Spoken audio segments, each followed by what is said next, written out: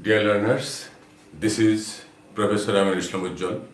I'd like to welcome you to my English session. Today I'll discuss the gerund. You know, non-finite verbs are of three types: infinitives, gerunds, and participles. Today I'll discuss the gerund. I have already discussed the infinitives in my last video.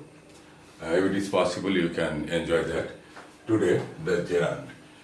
And gerund, firstly, I would like to define it. A gerund is a noun in the form of the present participle of a verb ending in ing. Actually, gerund is a double participle speech, dear learners. Gerund is a double participle speech because gerund is born of verb. So gerund is verb plus noun. Gerund, though is born of verb, it actually acts as a noun. So sometimes gerund is called double participle speech, as it is created from verb. It is verb, and it secondly becomes a noun, and it is used as a noun. So it is verb plus noun. Gerund equal to verb plus noun. So this is called double participle speech. And though it is born of verb, it acts as a noun. And here you see a noun in the form of the present participle of a verb ending in ing. And gerund is created by adding ing to the base form of the verb, but it acts as a noun. Here, and in English, it has the properties of both verb and noun, and that means the gerund is a common part of speech that most of us use every day. Either we know it, we can recognize it or not.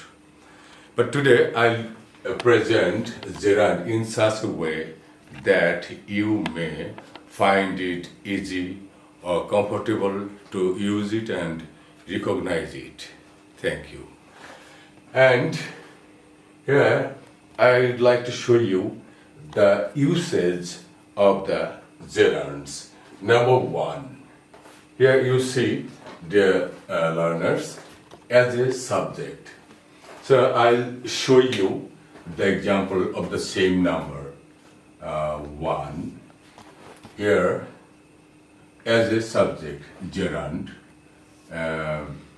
is used as a subject. Suppose saying is easier than doing. Dear learners, here you see saying, say plus ing, saying is easier than doing. Here in this sentence, saying, that means firstly verb, and I have added ing, so it has become a gerund. And but how can we identify this as gerund? As this is working in this sentence as a subject. We know the subject must be noun or pronoun. So here there is no question to identify this as a pronoun. But here, then what it is?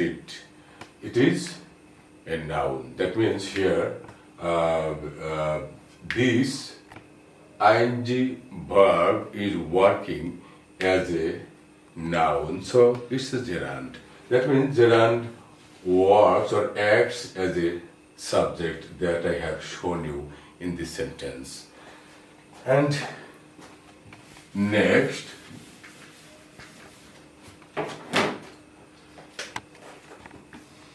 two, here you see as a complement. Suppose I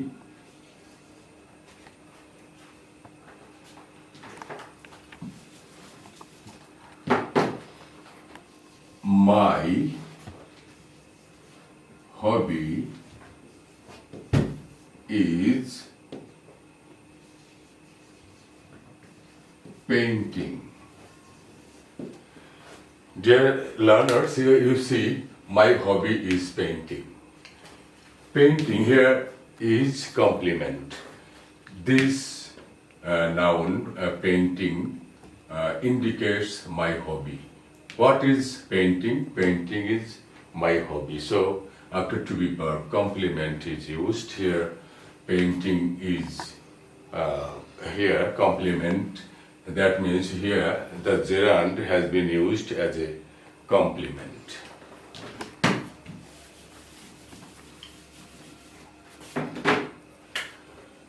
Number 3, dear learners, you see as an object. As an object.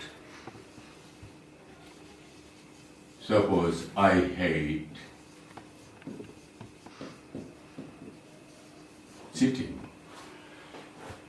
Dear learners, here you see I subject hate verb and here cheat plus ing cheating. Here cheating has been used as an object. What do I hate? I hate sitting. So here sitting is an object, and in this way I can say he likes swimming in the pond. He dislikes flirting. He dislikes flirting. So in this way we can use gerund as an object.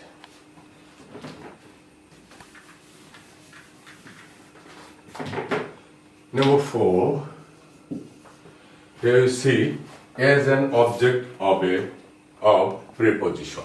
As an object of a preposition. Here I would like to show you an example that he was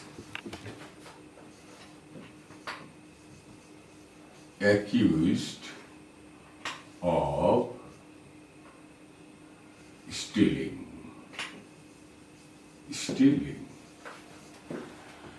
Here see, dear learners, of is a preposition, and after preposition the word must be noun or pronoun.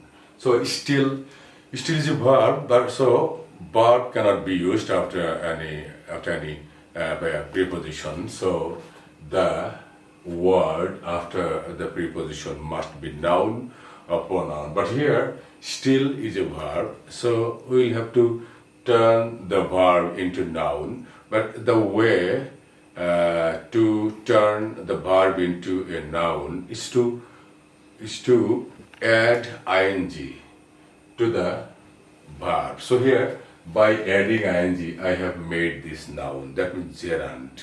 So he was accused of stealing. After preposition here the gerund has been used. So here the gerund stealing is the object of this preposition.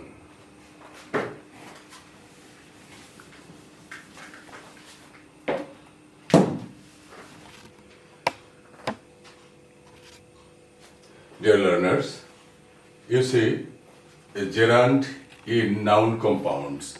That means gerund plus nouns can make compound words. There you see bus driving. Bus is a noun, driving is a gerund. So here bus plus gerund has made a compound word. In the same way, bird watching, weight lifting, fruit plucking. So in this way we can make compound words. Noun plus gerund can make compound words which we can use in different sentences. And number 6, gerunds after prepositions. And we know After preposition, we have to use noun or pronoun. And if it is verb, we will have to turn the verb into a noun. But how can we turn the verb into a noun? We will have to add ing to the base form of the verb, and only then it will turn to a noun. Let me show you some. Suppose besides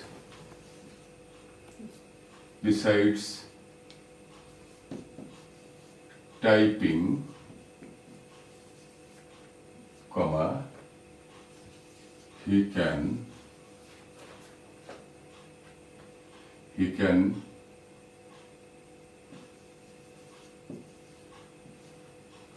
operate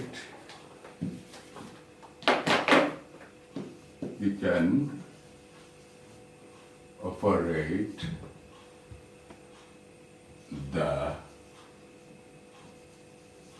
machine. Dear learners, you see here, besides here is a preposition. So after preposition, I have used ing verb, and that is here working as a gerund. That means noun. In the same way, whenever we will get any preposition, we will have to use ing verb, and ing verb will automatically turn to a gerund, and gerund will act as a noun. So in this way, after all the prepositions, we will have to use ing verb. That is gerund, and gerund will act as a noun.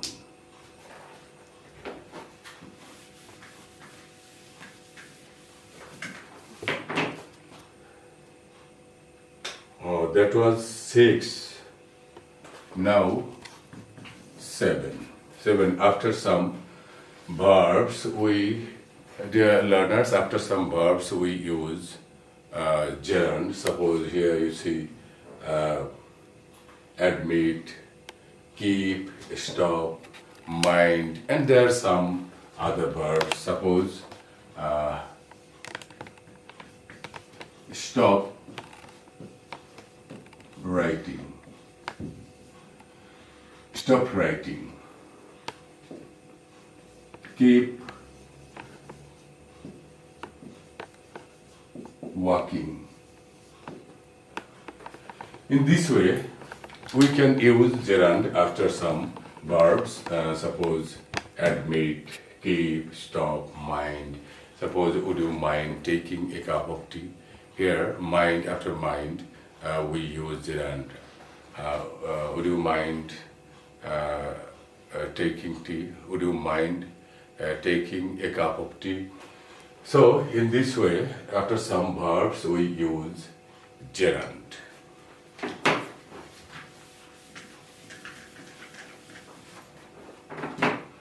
Number 8. Here you see, after can't stand, here can't stand means can't endure or bear, can't help, it's no use, it's no good, worth. After these expressions, we will have to use gerund. Let me show you some examples. Suppose I can't help going to Dhaka. Here in this type of structure, we'll have to use ing verb. That means gerund. Here you see can't stand. I can't stand behaving in this way. I can't help going there. I can't help doing this. I can't help reading such type of book. And in the same way, it's no use asking him that question. Is no good requesting him for money.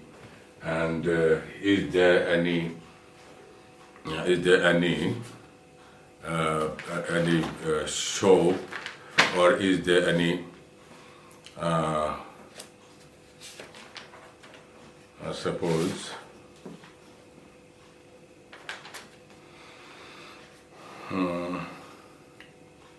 is there anything here worth buying? Suppose, is there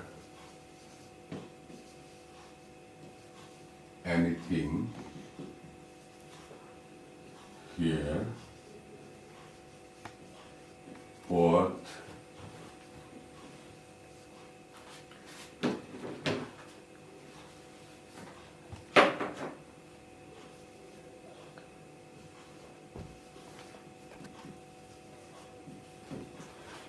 here? After what we have to use gerund. You see, is there anything here worth buying? Worth buying, that means fit for buying.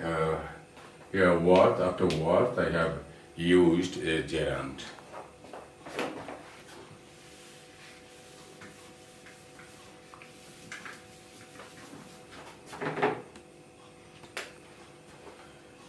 Nine. After no. After no, we use some expressions in this way, and which indicates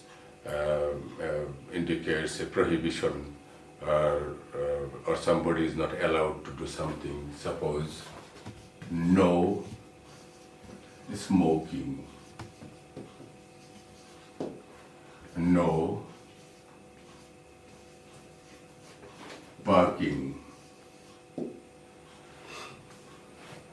no talking. In this way, we can use, in this way, after noun, after no, we can use gerund here, to indicate permission or permission, or any. Something is not allowed, somebody is not allowed to do something, or something is not allowed to be done. Here, no smoking. Here, nobody is allowed here to smoke. No smoking. Such type of shortened expressions are used in different places. No smoking means nobody is allowed here to smoke. No parking. That means nobody, it is not allowed for anybody to park any car or bus or any vehicle. No talking, that means whoever is here will have to keep quiet or silent. That means nobody is allowed to talk here. So in this way, after the negative word no, we use gerund to express a prohibition, or disallowing something or somebody in a shortened form or short form. So, dear learners, so long I have been discussing the uses and the definition of gerunds, and gerund I have already written here. Gerund is a noun in the form of the present participle of a verb ending in ing. But we know present participle is also having ing form, and present participle and gerund look same, as the present participle also ends in ing, gerund ends in ing. But if they look same, but what is the difference? What are the differences between them?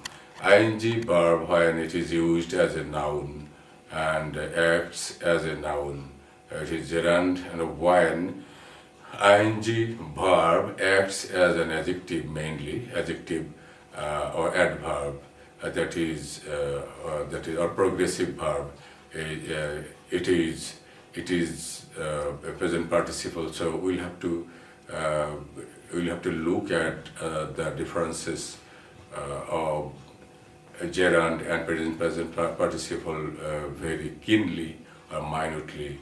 Otherwise, our making sentences will be confused or confusing, or sentences will not be correct. So, dear learners, I don't want to prolong my lecture anymore. I would like to request you to subscribe my YouTube channel, Learn English with Ujjwal. If you have already subscribed, you are thanked very much. And if you have not done so, please do this, and please comment. If there are any problem, you can in the comment box you can write something, or you can share this, like, comment. Even lastly, you can click the bell icon so that my created videos may reach you automatically. Thank you very much.